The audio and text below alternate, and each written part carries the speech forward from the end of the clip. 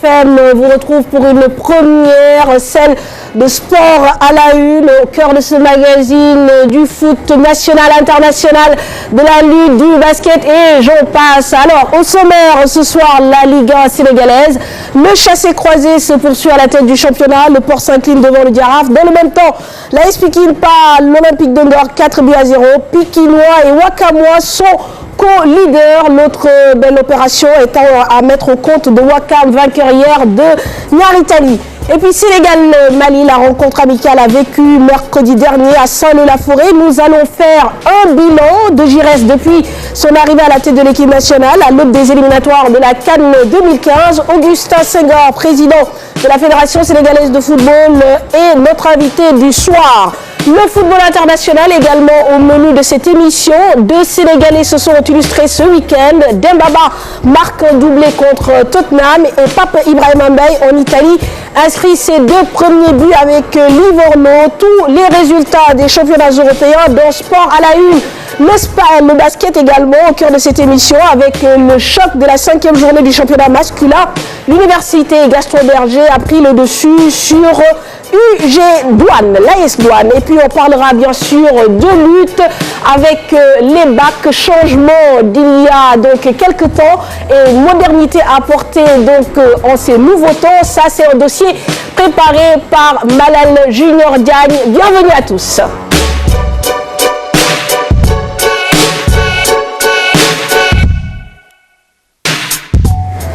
Malal Junior Diagne, bonsoir. Bonsoir Manfatoundé, bonsoir à tous les amis téléspectateurs également de la télévision Futur Média. Cher Tidiane Diaou, bonsoir. Bonsoir Manfatou, bonsoir Malal et bonsoir également à tous les téléspectateurs qui nous regardent. Voilà, l'équipe de sport à la une avec bien sûr une grosse mobilisation derrière. Malheureusement, nous ouvrons ce magazine par une mauvaise nouvelle. La disparition il y a quelques heures de Yérim Diagne à l'âge de 71 ans. Il a été l'arrière droit de l'équipe nationale de football du Sénégal de 1963 à 1970. Yérim Diagne qui a dirigé également le Giraffe de Dakar, le Casa Sport, l'équipe nationale du Sénégal. Il assurait jusqu'ici les fonctions de directeur technique de l'académie de football Mawade Ouad. La levée du corps de Yérim Diagne est prévue demain à 15h à la mosquée Dieko de la Médina à Dakar. Bien sûr, toutes nos condoléances par ma voix à sa famille. Donc Yérim Diagne, ancien international sénégalais, décédé aujourd'hui à l'âge de 71 ans. Alors, nous partons à présent sur les pelouses vertes du stade de Demba Diop. Malal Junior Diagne, la 12e journée de Ligue 1 a vécu. Avec une très belle affiche qui a eu lieu hier dimanche à Demba Diop, l'Union sportive de Wakam qui est allée battre l'équipe de Niaritali qui connaît depuis l'arrivée de Lamine Dieng un renouveau. Les Galactiques ont retrouvé des couleurs, le goût de la victoire mais également l'envie de vaincre. Mais hier, ils sont tombés sur une équipe plus déterminée, plus engagée. L'Union sportive de Wakam qui a réussi à la 15e minute de jeu à empocher le gain du match par Abdelkader Diémé qui a inscrit l'unique but du match. Était au stade Demba Diop hier pour nous, Abdelaziz Khan. Niaritali a perdu hier face à Wakam lors de la 12e journée de Ligue 1. Oui, c'est la première défaite de Lamine Dieng avec le club de Grand Dakar. Mais une contre-performance qui n'entache en rien le renouveau apporté par Lamine Dieng à Niaritali. 2 victoires, 2 matchs nuls et une défaite. 8 buts marqués en 5 rencontres contre seulement 4 en 7 matchs avant son arrivée.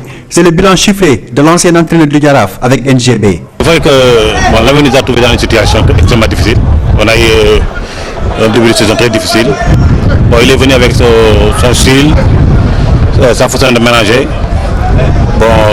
Lamine on l'a fait dans le public. Il a sa façon de faire les choses. Jusqu'à maintenant, les choses sont positives depuis son arrivée. C'est un entraîneur que tout le monde connaît. Quand on parle de Lamine, on fait synonyme au beau jeu. C'est un adepte du beau jeu. Depuis qu'il est là, il insiste sur ces petits détails, le contrôle des passes, les jeux à terre. Et ça se répercute sur le jeu. Depuis son arrivée, il a essayé de jouer. Ça reste à parfaire, mais on est dans le bon chemin. Le nouveau jeu prôné et les résultats insufflés par Lamine Dieng ont même fait revenir le public exigeant de Niaritali dans les travées de Demba Diop. Depuis l'arrivée de Lamine Dieng à Niaritali, on a constaté beaucoup de changements par rapport à l'ancien entraîneur qui était ici. Même si on ne peut pas le prendre le championnat, on va faire le maintien, quoi, franchement, on va faire le maintien. C'est Inch'Allah, on va le faire, Inch'Allah, on va faire le maintien, Inch'Allah.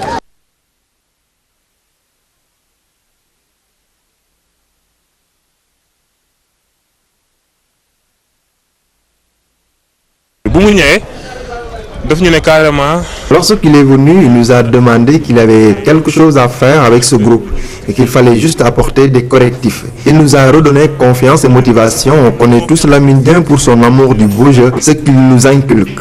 Même à l'entraînement, on ne court pas beaucoup, on travaille plus avec le ballon. Même nous, les défenseurs, il nous demande de ne pas dégager le ballon, mais plutôt de privilégier la relance. Connu pour sa propension à cultiver le beau jeu, Lamine Dieng veut vivre avec ses idées. Tous les ballons pratiquement viennent pas de derrière. Hein. Il y a certains ballons viennent de derrière, sont travaillés, sont donnés au milieu, qui donnent aux attaquants. Donc, par voie de conséquence, je ne crois pas que ce soit une faiblesse. On a eu certaines erreurs qu'il nous faudra très vite gommer pour qu'on ait plus ces fins de match palpitantes pour le public, mais mauvais pour les supporters. Hein. Les supporters cardiaques risquent de clamser ici sur le terrain parce qu'on ne doit pas leur réserver ce sort. Relégable, abandonné par ses supporters avant l'arrivée de Lamine Dieng, Niary Tally retrouve un second souffle dans ce championnat, avec l'ambition de retrouver les sommets. Merci Abdelaziz Khan. Justement, l'occasion nous est offerte d'inviter, de recevoir notre premier invité pour Sport à la Une, le président de la Fédération sénégalaise de football, Monsieur Augustin Senghor. Bonsoir. Bonsoir, Mme Fatou. Alors, peut-être ce qu'on peut regretter pour vous mettre tout de suite dans le bain, c'est un peu les violences qui ont émaillé ce match entre Niary Tally et Ouakam. Faut croire qu'en fait, la violence aujourd'hui est un peu ancrée quand même dans le football sénégalais. Je pense qu'il faut le reconnaître effectivement. On constate que de plus en plus de matchs sont interrompus pour des faits de violence qui très souvent ne se justifient pas. Et je pense qu'il est temps peut-être que nous autres, dirigeants du football, fédération, mais surtout ligue professionnelle, qu'on prenne le taureau par les cornes. Parce que on doit être conscient de ce qui s'est passé il y a quelques années avec le match Sénégal-Côte d'Ivoire. Et surtout, être conscient qu'on va vers l'organisation d'une grande manifestation qui est la CAN 2015. On ne peut pas, dans ces conditions-là, prétendre accueillir l'Afrique du football si on ne véhicule pas des images de fair play. Et il y a tout un travail à faire, certes de sensibilisation, mais aussi prendre notre courage à deux mains. Quand cela se passe, sanctionner les fauteurs de troubles, mais aussi sanctionner les clubs dont les supporters sont à l'origine de ces problèmes. Très bien. Chartigan. Oui, le Sénégal qui a été sanctionné de manière exemplaire tout en jouant pendant toute une année à l'extérieur. Et là, on voit que la violence persiste. Mais est-ce que c'est parce qu'on ne sanctionne pas de façon exemplaire comme le Sénégal l'a vécu durant les éliminatoires de la Coupe du Monde? En grande partie, je pense que c'est la raison pour laquelle cette situation perdure. Parce qu'effectivement, des dispositions ne sont pas prises pour sanctionner. On constate aussi qu'il y a beaucoup de comportements de la part des dirigeants, des acteurs, que ce soit les présidents de clubs, les entraîneurs, les joueurs. On a vite fait de crier haro sur les arbitres quand ça tourne mal. Quand on gagne, on est le meilleur entraîneur, on est le meilleur président, on est le meilleur joueur. Mais des fois, quand on perd, on voit que les gens s'acharnent inutilement sur les arbitres. Des dirigeants, des coachs sont sur le banc en train toujours de contester toutes les décisions. Ça crée une certaine atmosphère qui pousse les supporters aussi à mal réagir. Et je pense que nous sommes interpellés au premier chef. Si nous ne nous éduquons pas, nous ne pouvons pas éduquer nos supporters. Très bien. Éduquer tout en sanctionnant, Malal. Oui, parce qu'on se rappelle qu'il y a eu des problèmes lors de la première journée. Le PV est sorti que lors de la 12e journée. Ouais. Donc cette lenteur-là également dans le traitement de ces affaires-là, Président, ça pose problème. Je suis d'accord avec vous et nous sommes en train de prendre les mesures idoines. Je peux vous dire que dès la semaine prochaine, toutes les commissions seront en place. Et nous avons activé la commission d'éthique qui sera destinée à justement sanctionner les comportements qui heurtent la morale et l'éthique sportive. Cela va des déclarations d'après-match contre des arbitres, des comportements antisportifs qu'on constate, qui seront déférés devant la commission d'éthique, qui pourra prendre des sanctions qui pourront aller jusqu'à une suspension. Mais aussi les autres commissions, disciplines de recours seront en branle. Et il y aura cette possibilité aussi pour le comité exécutif de la fédération de s'auto-saisir en évoquant certaines questions. Quand nous constaterons des manquements comme ceux qui se sont passés hier et qu'aucune sanction n'est prise, le comité s'arrogera le droit de se saisir de ces affaires, de les traiter, de prendre les sanctions idoines, parce que nous ne laissons pas les gens nous ramener en arrière. Le Sénégal a toujours été considéré comme un pays où les gens pouvaient, même les étrangers qui venaient jouer au Sénégal se sentaient à l'aise par rapport à nos supporters. Et la tendance est en train de s'inverser. Mais à côté de ça, il y aura tout un dispositif peut-être de sécurité à mettre en place. Peut-être qu'avec les stadiers que le ministère vient d'engager, nous participerons certainement à un peu apaiser l'atmosphère dans nos stades. Très bien, Président. Alors, on va parler de football puisque justement, au moins, ça se passe aussi sur le terrain, n'est-ce pas, cher Tidiane? Samedi, il y a également eu 2 matchs dont Djambar Dakar Université Club. Oui, le champion en titre Djambar qui est venu battre ici même le Duc 2-0 en première heure. Il y avait une autre rencontre, le Port Autonome de Dakar, leader de cette Ligue 1, qui a été sèchement battu par le Jaraaf de Dakar 3-1 avec un doublé de Sireya. Je vous propose de suivre le compte-rendu signé Chersa Diboudjara, Adiatala et Younous Diata.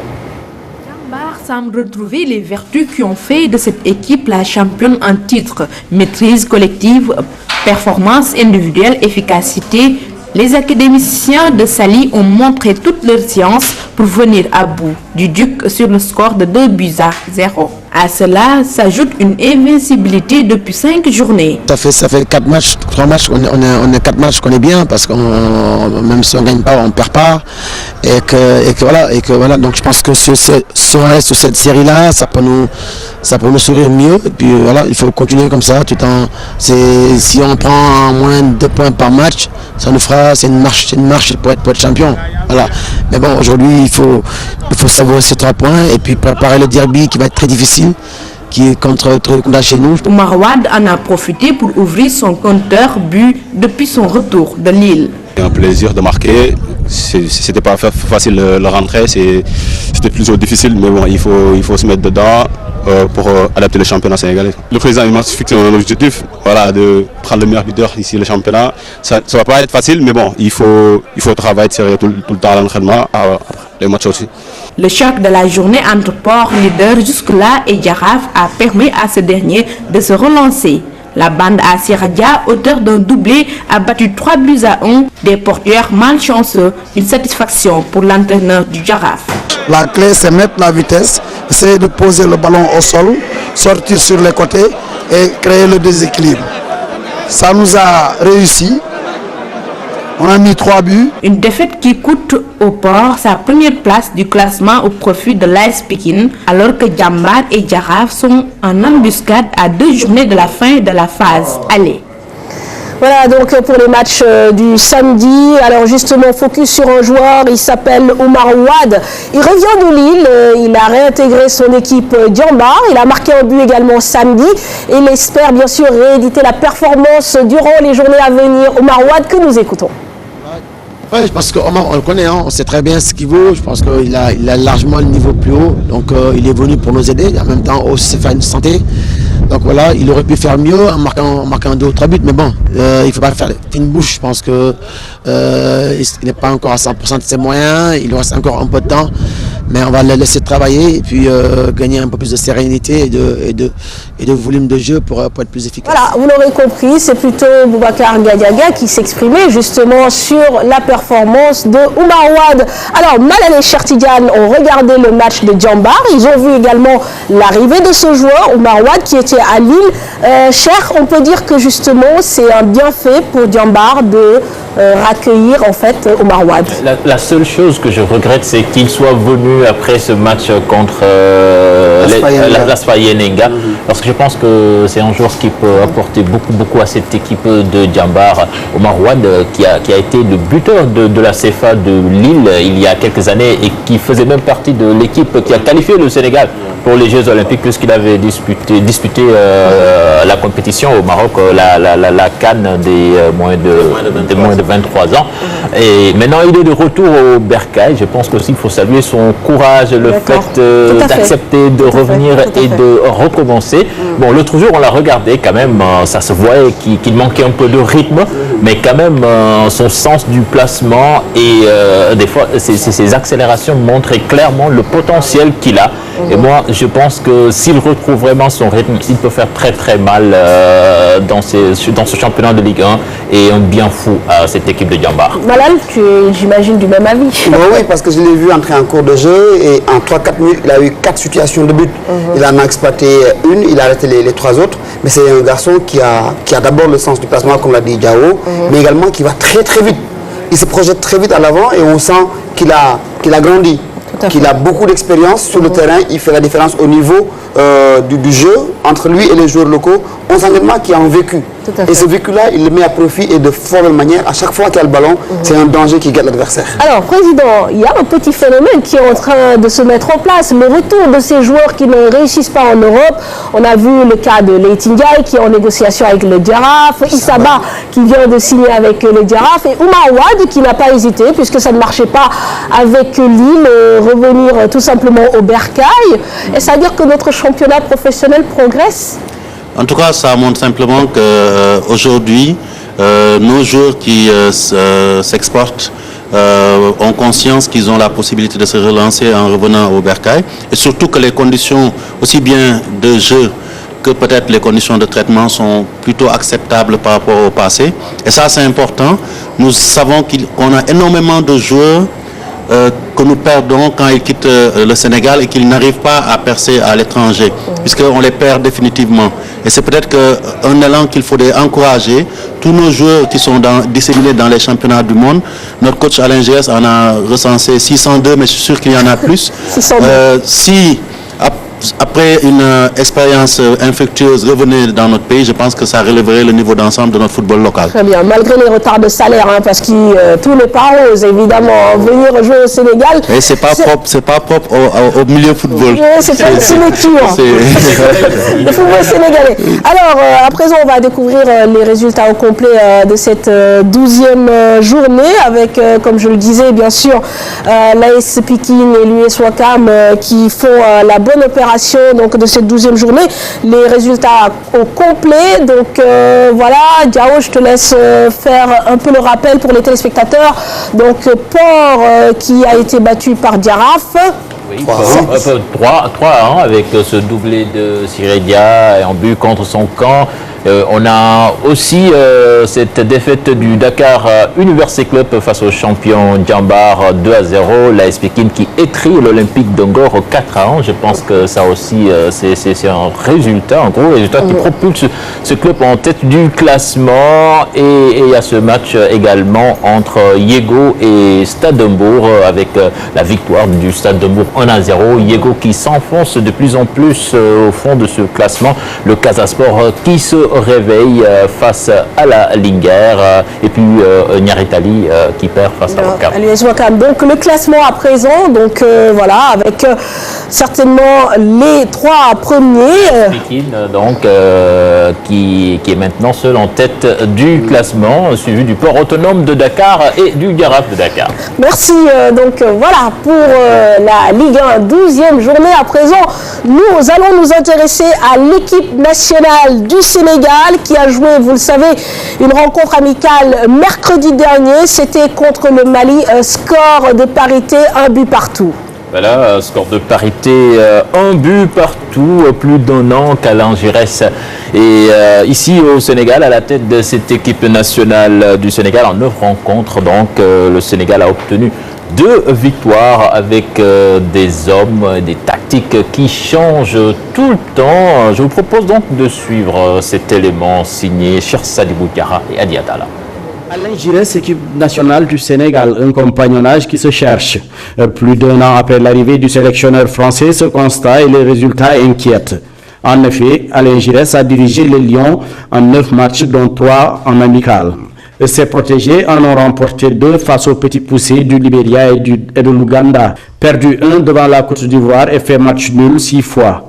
Des performances loin d'être rassurantes en vue des éliminatoires de la CAN 2015. La lueur d'espoir entrevue face à la Côte d'Ivoire en novembre dernier, où la bande à Djamé avait fait montre d'une détermination, s'est dissipé mercredi face au Mali. La continuité tant espérée s'est encore heurtée au choix d'Alain Giresse. Depuis son installation sur le banc des Lions, le technicien français a convoqué 39 joueurs, dont Baïgnan qui n'a pas répondu. Il en a utilisé 34 et seul Sadio Mané a disputé les 9 rencontres. Une preuve de l'instabilité du 11 type d'Alain Giresse est peut-être aussi source du fond du jeu presque inexistant des Lions. Adepte du 4-4-2 à son arrivée, il utilise de plus en plus le 4-3-3, mais sans grand effet sur le jeu produit par l'équipe nationale depuis un an. Cinglant rappel tactique pour Alain Giresse, l'animation prime sur le système. Et quelque chose à trouver au plus vite, car si son équipe ne perd pas beaucoup, elle ne gagne pas. Alors, Augustin Senghor, au premier chef, bien sûr, par rapport à ce document, à ce reportage qu'on vient de suivre, 9 rencontres pour seulement 2 victoires après plus d'1 an de présence à la tête de l'équipe nationale. Vous trouvez que c'est un bilan fameux? Comment vous jugez ce bilan d'Alain Giresse? Écoutez, je pense qu'il faut d'abord éviter de globaliser en faisant la part entre les matchs de compétition et les matchs de préparation. Parce que dans le contenu, ce que recherche un entraîneur dans les matchs de préparation, on peut difficilement se mettre à sa place. Et très souvent, c'est à cet exercice qu'on procède au Sénégal. Et sur ces matchs comme le dernier, je pense qu'à partir du moment où il a choisi son adversaire, qu'il a choisi sa stratégie et qu'il a choisi d'expérimenter certaines choses en vue des matchs de qualification, on ne peut pas le juger sur ces matchs-là. Maintenant, nous, en tant que dirigeants, on a signé un contrat avec un entraîneur, avec une feuille de route dont la première partie s'est achevée. Il fallait constituer un groupe, il l'a fait. Nous attendons la deuxième partie qui est l'objectif majeur, donc qui était la qualification à la CAN. Et c'est au sortir de cette qualification, de cette phase de qualification qu'on pourra vraiment tirer un bilan. Oui, mais Président, il ne faut pas minorer le fait que les matchs amicaux comptent également. Il y a le classement FIFA qui est là. Oui, mais le classement FIFA, qu'est-ce qu'il signifie véritablement? Qu'est-ce que signifie véritablement? Est-ce que l'enjeu, c'est pas de bâtir une équipe avec des fondamentaux plutôt que de chercher à gagner tous les matchs alors qu'il est dans un travail de recherche. C'est sa mission, je n'essaie pas de le justifier, j'essaie d'expliquer. C'est lui qui répond de ses choix, même à l'égard de la fédération. Mais coach, président, j'ai dit, on a vu que avant les éliminatoires de la Coupe du Monde, les mêmes matchs amicaux qu'il a disputés pratiquement, ce sont ces mêmes matchs et les mêmes résultats qu'on a vus en compétition. C'est ça qui inquiète. Ah, mais je pense que pour les matchs amicaux, je pense qu'il faut aller au-delà du résultat. Les entraîneurs travaillent à construire une équipe pour une compétition. J'insiste beaucoup là-dessus. Nous autres fédérations, on lui donne les conditions de pouvoir se préparer.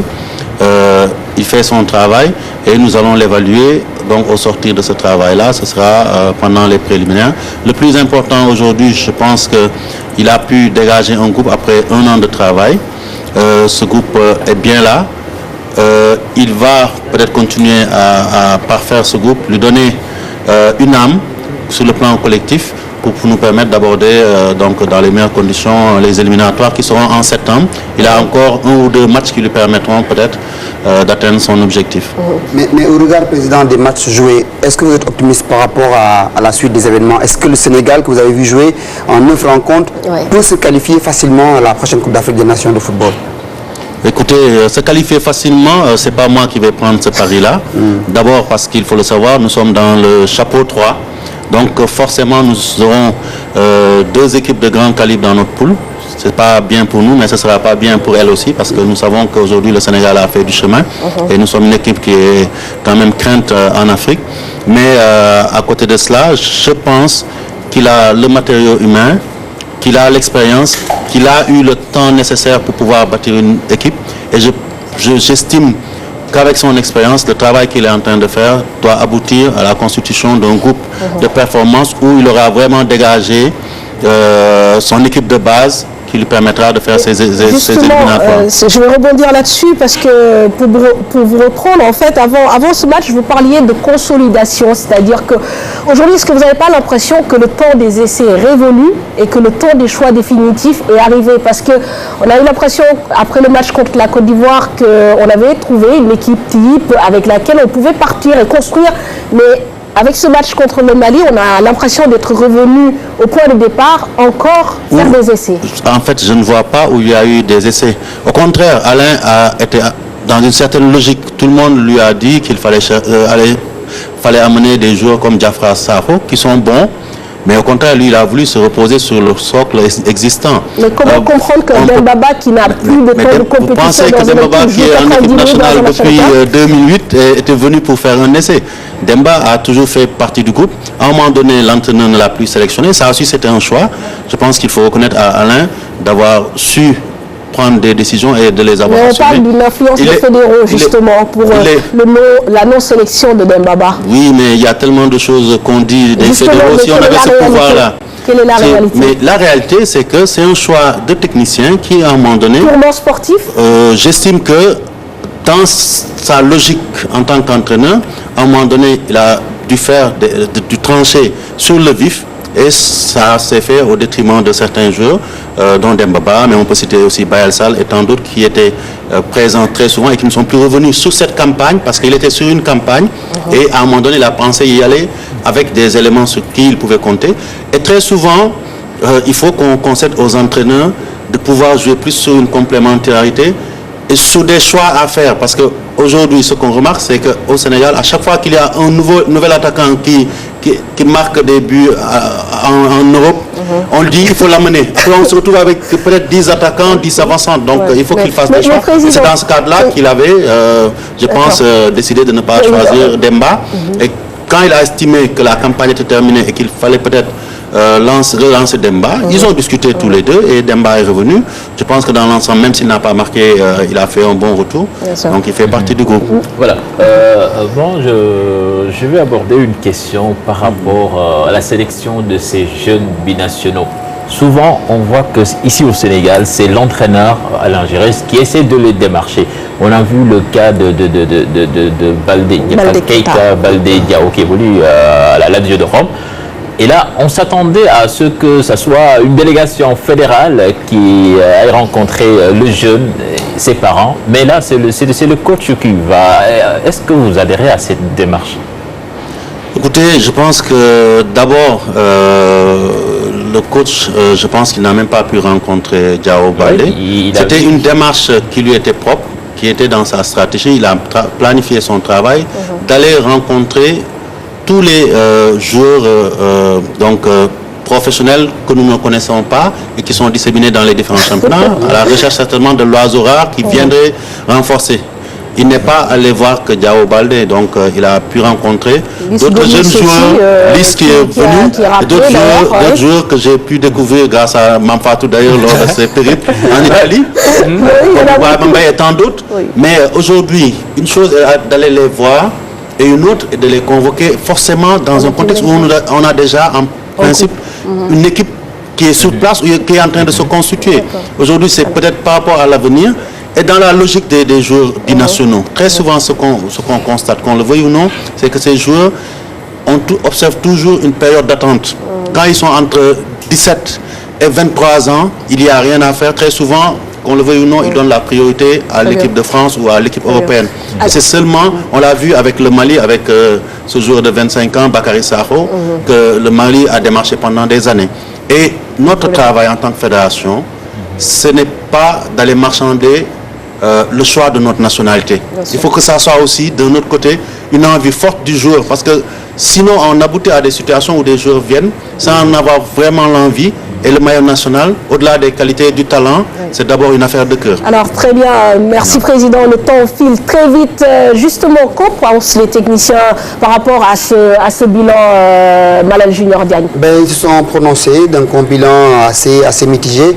Beaucoup pensent qu'il n'y a pas d'identité. L'équipe nationale n'a pas encore une identité pour jouer, pour évoluer en Afrique. Nous allons suivre ce reportage de Cheikh Sadibou Diarra. Rencontre disputée, 34 joueurs utilisés. Alain Giresse, à la tête de l'équipe nationale du Sénégal, peine à trouver son groupe. Un tâtonnement et des performances qui inquiètent. Giresse n'a pas encore apporté sa touche. Parce que l'équipe nationale, depuis l'ère Amara jusqu'à maintenant, joue de la même façon. Et ce sont les mêmes joueurs qui sont là. Et tous les buts qui sont marqués par l'équipe nationale sont marqués de la même façon. Il n'y a pas de jeu, il n'y a pas de fluidité, à part des étincelles d'un certain Sadio Mané. Mais au vu de l'effectif, vraiment, on ne sent pas qu'il y a un nouvel entraîneur qui est arrivé. On ne peut pas vouloir gagner, vouloir marquer des buts, mettre les milieux défensifs et des attaquants. Il faudrait aussi qu'ils sachent garder un résultat. Parce que l'équipe nationale du Sénégal, on l'a vu contre la Côte d'Ivoire menée à 0 et se fait rattraper. On l'a vu contre le Mali et se fait rattraper. Le match où on a perdu 4 buts à 2 en Côte d'Ivoire, on a vu que la première mi-temps on a tenu, mais on a succombé aux attaques ivoiriennes. Mais pour Karim Mané, entraîneur du Dakar Université Club, il faut laisser du temps aux techniciens français. Donnons-lui encore le temps de revoir son effectif et de se préparer sérieusement avant les éliminatoires. C'est un match qui devait permettre à Giresse et son staff de faire une revue d'effectifs assez large pour pouvoir préparer les futures compétitions à venir. Donc, ce n'était pas nécessaire de mettre une équipe type, n'est-ce pas, pour essayer de gagner ce match amical-là. Alain Giresse a jusqu'au mois de septembre pour trouver le bon équilibre avec un Sénégal qui n'a pas le droit de se rater pour la CAN 2015 au Maroc. Pour la CAN 2015 au Maroc, président, donc voilà ce que pensent donc les techniciens. Êtes-vous de cette même avis? Écoutez, sur certains points, il est indéniable effectivement qu'on a constaté que très souvent notre équipe n'a pas su gérer le score.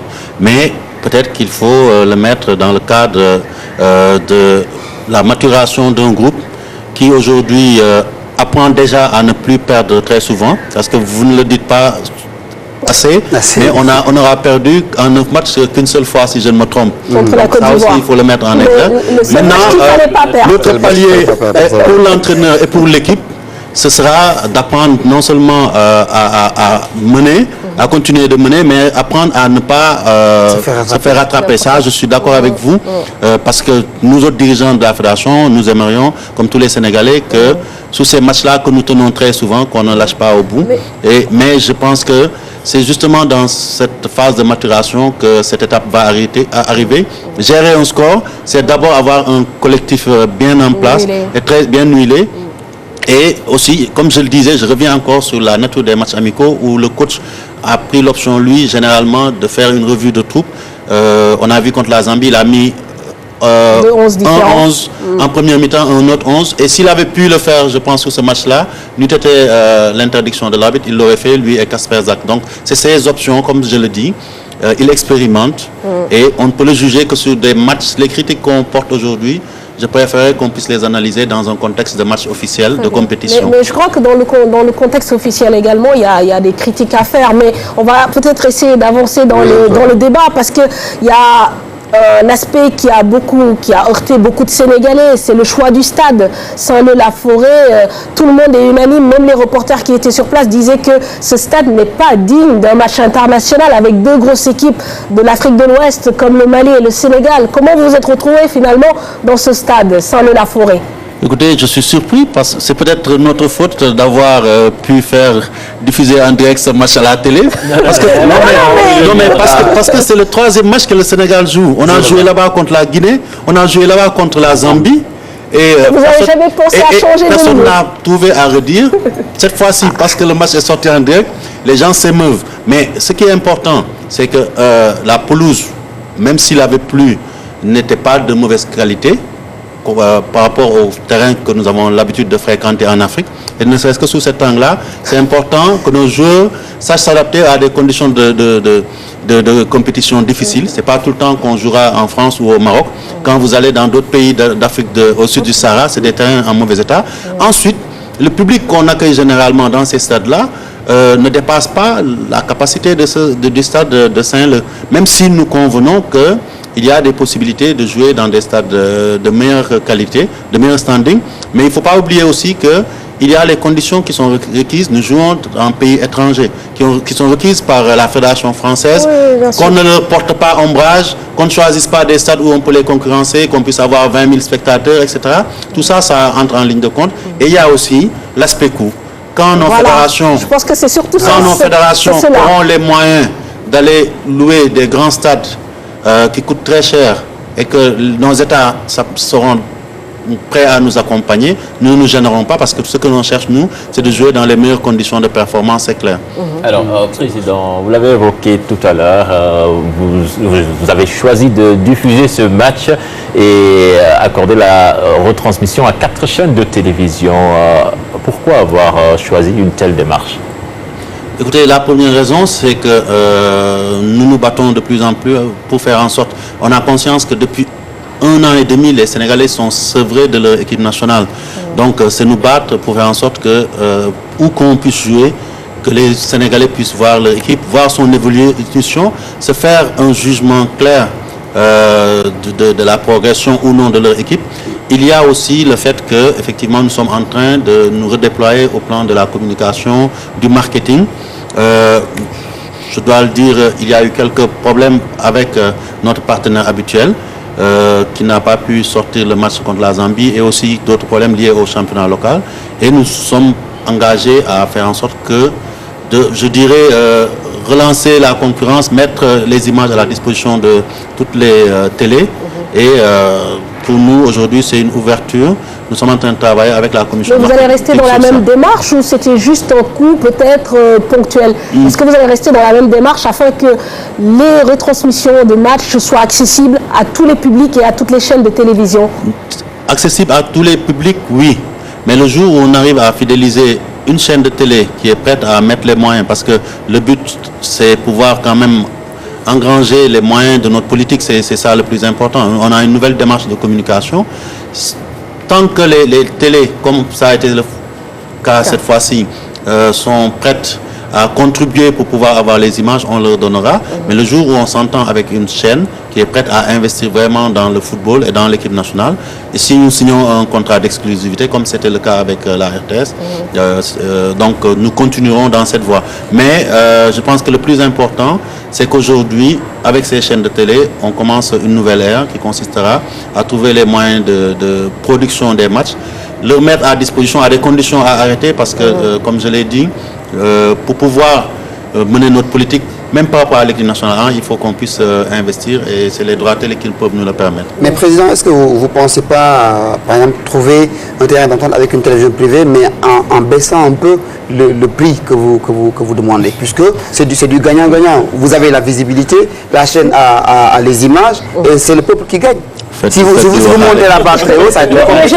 Mais je suis sûr que sur ce coup-ci, vous avez dû gagner. Parce que 4 chaînes ont repris le signal et j'imagine que ça n'a pas été gratuit. Allez, donnez-nous les chiffres. C'est un match qui nous a coûté 18 000 € donc, pour la production et le signal. Et sous ces 18 000 €, pratiquement les droits ont été cédés aux chaînes de télé dans l'ordre de 2 000 € à peu près. Donc vous vous rendez compte qu'on n'a absolument rien gagné. Donc, et comme je l'ai dit, c'était dans un cadre but promotionnel. Donc on n'a pas gagné d'argent. Notre cible, c'était les populations sénégalaises. Maintenant, il faudrait qu'on puisse réfléchir. Si on nous propose un partenariat où la télé ne paye pas, mais arrive à attirer vers elle beaucoup d'annonceurs qui nous permettent, eux, de supporter les coûts de ces productions et de ces diffusions et de nous faire gagner de l'argent mutuellement, dans un cadre d'un partenariat win-win, nous on est partant. Donc c'est même pour l'industrie professionnelle également, c'est valable.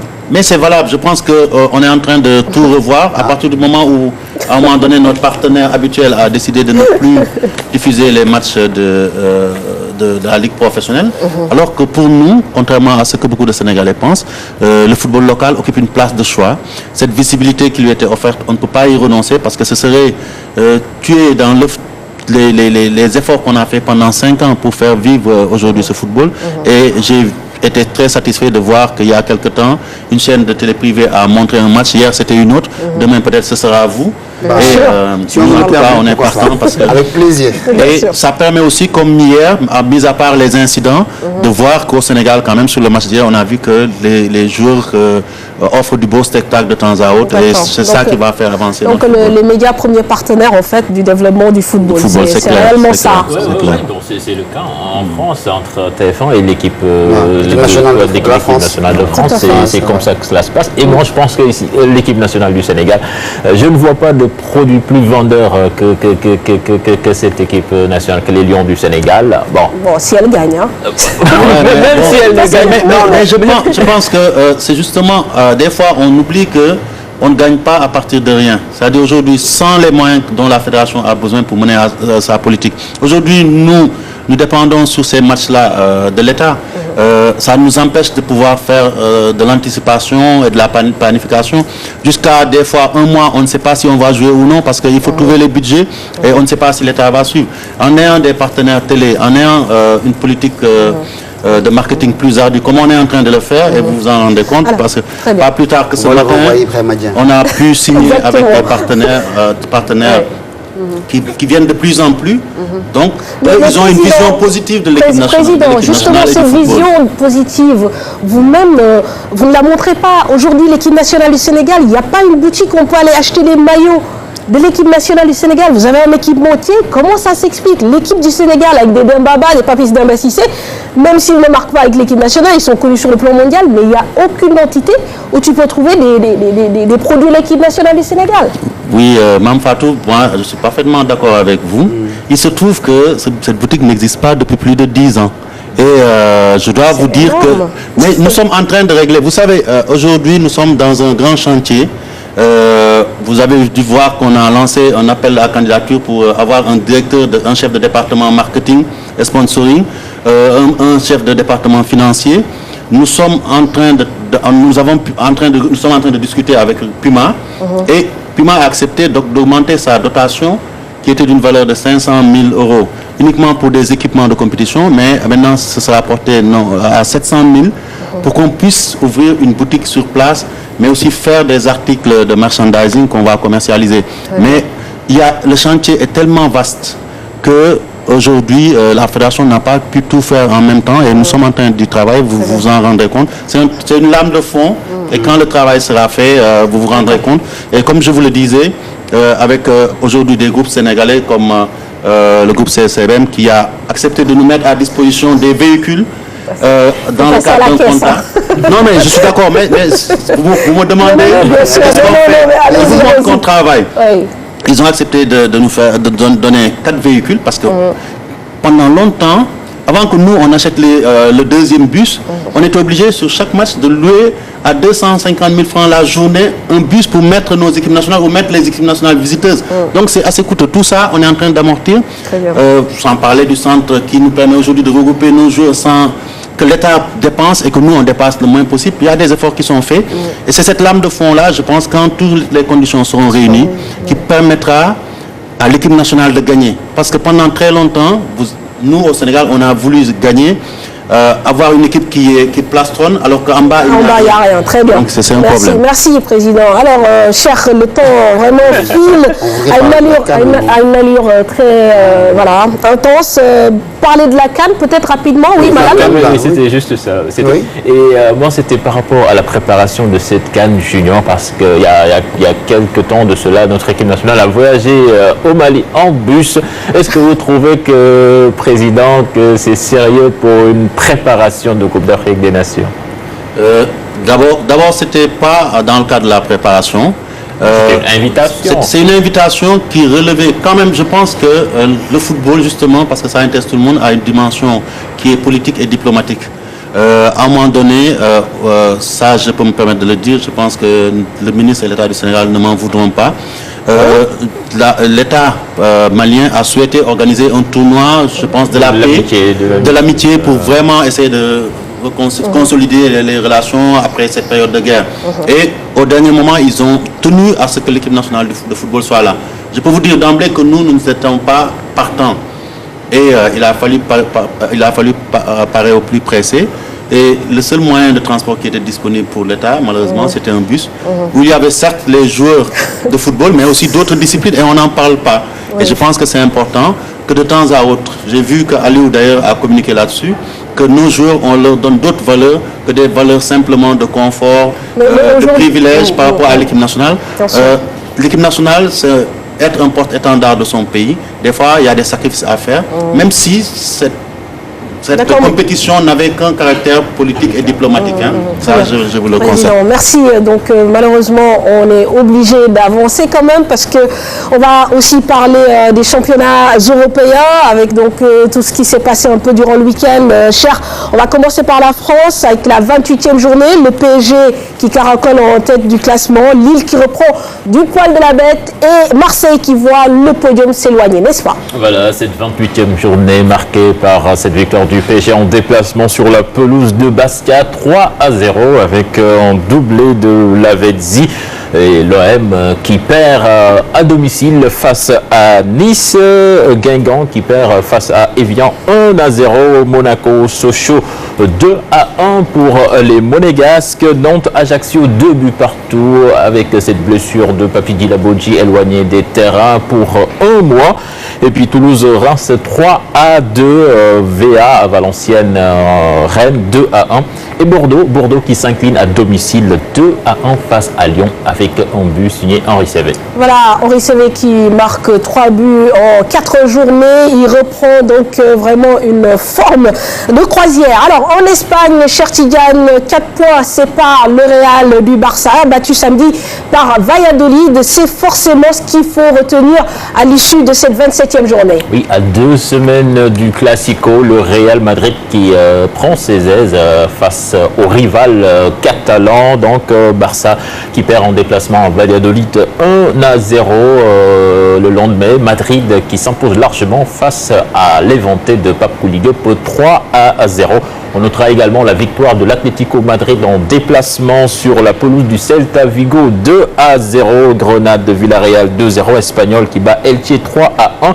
FC Séville qui s'impose 3-1 sur la pelouse d'Almeria. Et puis Bilbao et Valence qui font match nul, 1 but partout. Merci. Alors l'Espagne, la France, vos équipes, Augustin Senghor, les équipes que vous supportez. Écoutez, moi je supporte toujours les équipes qui pratiquent du bon football. En Espagne, c'est le Barça. En France, c'est Paris. Paris, ah bon? Ouais.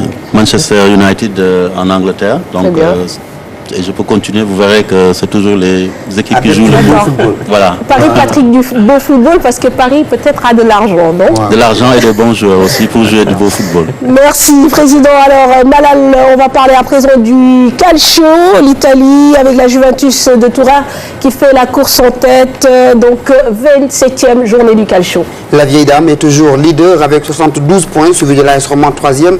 Pour cette 27e journée, l'AC Milan a perdu face à l'Udinese 1-0. Cagliari a partagé les points avec Catane 1 but partout. L'équipe de Naples est allée battre l'équipe de l'AS Roma 1-0. C'était le match du dimanche. Bologne contre Sassuolo 0 but partout. La Samp a pris le meilleur sur Livorno 4-2. Chievo a corrigé l'équipe de la Genoa 2-1. L'Atalanta Bergame est allé battre Lazio Rome 1-0. Parme a pris le meilleur sur Hellas Vérone 2-0.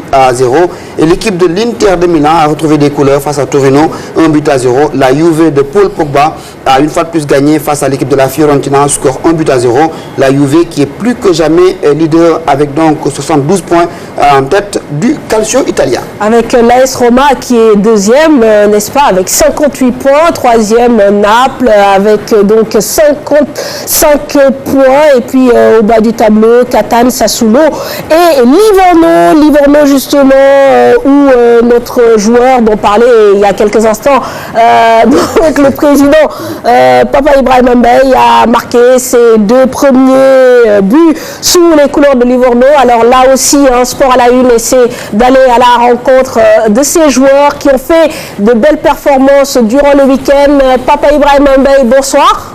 Bonsoir. Nangadef. Alors donc wax ñu un peu si ñaari but yi nga dugal donc contre Sampdoria raconté ñu un peu ñaari but yooyu nu mu demee. waaw maa ngi leen di nuyu ñu tam nekk ñëpp ñu si ñëw rek laa fa xam ñaari but yi mu ngi noonu dañ doon football rek la donc xam mënuma ko expliquer sax mais dara du daa ko. mais latéral buy dugal but loolu moom doy na waar de. ah doy na waar trop ci ñaari bi moom.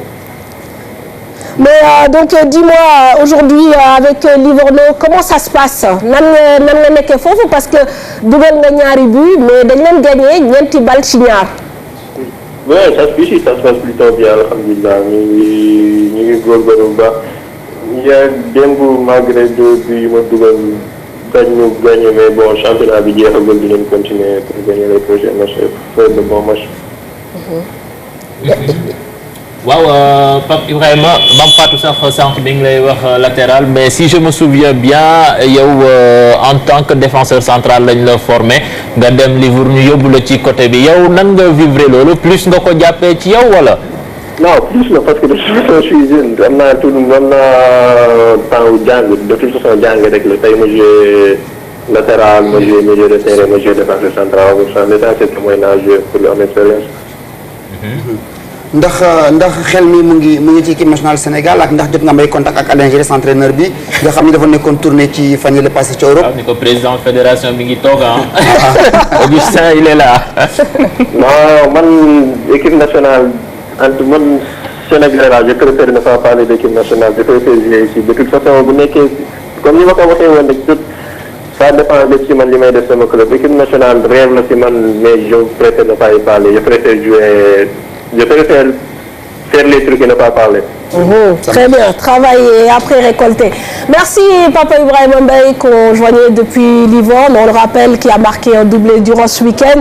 Et voilà, ça fait plaisir. On le rappelle, il a juste 19 ans et donc il a été prêté cette année par l'Inter de Milan. Voilà donc, Président, c'est vrai que le Sénégal regorge de beaucoup de talent, mais est-ce qu'il y a ce travail aussi de détection, suivre les joueurs, prendre contact, discuter avec eux, rien que pour les préparer psychologiquement? Écoutez, je pense qu'à ce niveau-là, nous avons demandé à la direction technique nationale de s'impliquer un peu plus. Et même lors de notre dernier voyage, nous avons été en contact avec des Sénégalais sur place qui sont en train justement de procéder à la détection, notamment en France et dans les autres pays européens. Et le but, c'est d'arriver, comme Alain l'a suggéré une fois d'ailleurs, à l'occasion des matchs de l'équipe A, de pouvoir regrouper des jeunes Sénégalais de France et d'Europe et organiser des matchs en levée de rideau pour pouvoir les voir, les suivre, leur donner la nationalité sportive sénégalaise. Et je pense aussi, ce n'était pas de notre domaine en tant que dirigeant, que même par rapport à la prochaine CAN U20, les entraîneurs, après avoir formé un noyau sur place, se retourneront vers les jeunes Sénégalais U20 d'Europe qui jouent dans des championnats de qualité pour qu'ils puissent nous renforcer ici, parce que l'objectif justement, c'est d'avoir la meilleure équipe de jeunes possible. Et le vœu que nous avons, c'est qu'avec cette génération qui est aujourd'hui en équipe A, qu'il y ait déjà une relève qui se prépare pour demain. Il y a une belle compétition en 2016 au Brésil également. Oui, nous sommes déjà allés au JO une première fois en 2012. Ce serait important justement pour cette continuité et pour éviter les ruptures générationnelles, qu'on puisse y retourner. Parce que ceux qui sont aujourd'hui en équipe nationale et ceux qui vont venir sont ceux qui ont fait la campagne olympique 2012. Les jeunes qui vont jouer la CAN 2015 ici en U20 seront, je l'espère, au Brésil, à Rio pour les JO et seront aussi la relève après ces JO-là au niveau de l'équipe nationale A. Il faut une continuité, une chaîne ininterrompue dans le renouvellement de notre effectif. Voilà, l'Italie, la relève Malal et à présent aussi les résultats de la 29e journée de Première Ligue très rapidement. Avec ces fameux doublés, d'abord de Samuel Eto'o. Là, je vous laisse regarder en image et faire des commentaires parce que, vous savez, il y a eu beaucoup de polémiques autour de Samuel Eto'o, de son âge. Il marque 2 buts. Malheureusement, au niveau de la régie, on m'apprend que voilà, l'image n'est pas là. Mais on a vu l'image, elle a fait le tour du monde. Donc, Samuel Eto'o qui se tient le bassin pour mimer un vieillard. Alors, Samuel Eto'o quand même provocateur, mais qui est efficace sur le terrain. Pas plus que son entraîneur José Mourinho, qui a cassé du sucre sur son dos dans les studios de Canal. Donc il a répondu par le terrain. Eto'o, c'est vrai que c'est un grand joueur qui a tout gagné pratiquement en Europe, la Coupe d'Afrique et tout. Donc qui a été la cible d'attaque de la part de son entraîneur et qui a répondu de la plus belle des manières, c'est-à-dire sur le terrain, en marquant un but d'abord, ensuite en faisant ce geste pour rappeler à Mourinho que même si on est vieux, on a encore de beaux restes. Tout à fait. Alors, cher Tidiane, qu'est-ce que tu en penses? Eto'o fêtait ce lundi ses 33 ans, officiellement. Voilà, officiel. Donc, même si c'est officiellement, Samuel Eto'o fils déjà ses 3 Ligues des Champions. Et il a été déterminant durant ces 3 finales, les 2 avec le Barça, l'autre avec l'Inter de Milan. Et il joue toujours au haut niveau. Bon. Qu'est-ce qu'on peut dire de plus? Bon, je pense que si j'avais un attaquant de 35 ans qui se comporte sur le terrain comme il le fait, je l'aurais pris. Alors, Augustin, est-ce que sur ce coup, José Mourinho a été un peu maladroit? Écoutez, je pense que depuis toujours, donc il y a eu une forme, je dirais, peut-être que le mot peut être lourd, mais c'est le mot qui sied, une forme d'hypocrisie dans le monde professionnel en Europe, où quand le joueur est utile, on ne se gêne pas pour voir quel âge il a. Mais après, à la fin de la carrière, on brandit l'argument de l'âge pour remettre en cause en fait l'âge de nos joueurs africains. Et comme l'a dit Cheikh Tidiane, je pense que ce qui est important aujourd'hui, c'est ce que Eto'o montre sur le terrain. Et je pense que le meilleur exemple de l'histoire du football, c'est qui en a étonné plus d'eux lors d'une Coupe du Monde où on lui donnait peut-être 42 ans officiellement et peut-être plus. Et pourtant, malgré tout, il a malmené toutes les défenses de cette Coupe du Monde. Très bien, donc la revanche d'Eto'o sur le terrain. L'autre point positif durant ce championnat, cette 29e journée, c'est également le doublé de Dembaba. On peut dire, je pense, cher Malal, président, que donc, le fait de participer à ce match contre le Mali a été une bouffée d'oxygène pour Dembaba, n'est-ce pas Malal? Mais oui, il a retrouvé du temps de jeu depuis quand Dembaba n'a pas joué 90 minutes. Gilles lui a proposé de jouer tout un match pour retrouver d'abord ses sensations, mais également retrouver la compétition, et ça s'est vu tout de suite. Le premier match, il marque un doublé, et quel doublé? Un doublé en moins de 2 minutes.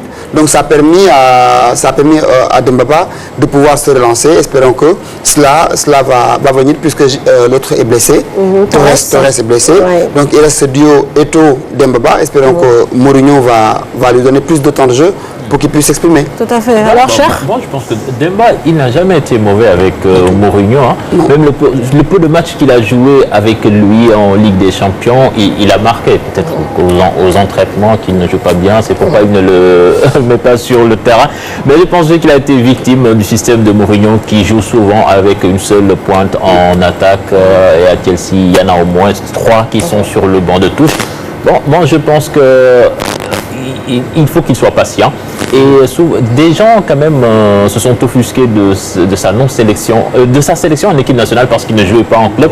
Moi, je me dis que quand même, Giresse, il est prévisionnaire parce qu'il doit jouer au mois de septembre. Et moi, je me dis qu'avant le mois de septembre, normalement, Dembaba aura trouvé un nouveau club et il pourra s'éclater comme il sait le faire. Alors, en tout cas, après le match, il a fait une déclaration. Gaïndé ne meurt pas. Le journaliste lui a demandé c'est quoi Gaïndé, il a dit en Lyon. Donc, apparemment, il a retrouvé ses racines sénégalaises. Alors, on va donner très rapidement le classement donc de cette 29e journée. Rappelez que Manchester City a 2 matchs en retard, qui n'a pas encore joué, et que Chelsea est premier avec 66 points. Liverpool deuxième avec 59 points. Arsenal troisième, le même nombre de points. City quatrième donc avec 57 points. Et puis au bas du tableau, retenir que Cardiff est 18e avec 25 points. Sunderland 19e, 24 points. Fulham 20e avec 21 points. Président, vous devez partir prendre la chaloupe, donc nous n'allons pas vous retenir. Est-ce qu'il y a des choses qu'on doit attendre avec la fédération, à part ce travail de marketing, essayer de trouver une boutique pour les maillots du Sénégal? Est-ce qu'il y a des choses à attendre avec l'équipe nationale du Sénégal, des dates à jouer, etc. etc. Nous sommes en train de travailler sur les dates de fin mai, où nous essayons de trouver un ou deux adversaires nous avons déjà des propositions. Et notre objectif, c'est de fixer très tôt ces matchs-là pour pouvoir anticiper. Donc à ce niveau-là, il n'y a pas de souci. L'autre grand chantier qui nécessite quand même une union sacrée de tous les Sénégalais, c'est le championnat d'Afrique U20 qui va se dérouler dans un an ici au Sénégal. Nous avons commencé à travailler avec la tutelle et avec le monde sportif sur ce projet, et nous comptons sur l'appui de tous les Sénégalais. Nous devons en faire un défi national au plan de l'organisation, mais aussi un défi national au plan sportif, faire en sorte d'arriver en demi-finale pour aller pour la première fois en Coupe du Monde junior, mais pourquoi pas gagner pour la première fois un trophée de football à 11 pour notre pays ici chez nous. Très bien, c'est tout le mal que l'on vous souhaite, cher. On va parler de basket parce qu'on a dit sport à la une, c'est-à-dire que donc c'est du basket, c'est du foot et c'est de la lutte sans transition. Je vous propose donc de parler du championnat national masculin avec donc le choc UGB Douane. Cher Tidiane Dione a assisté à ce match. Merci président et à très bientôt. Merci. Au revoir.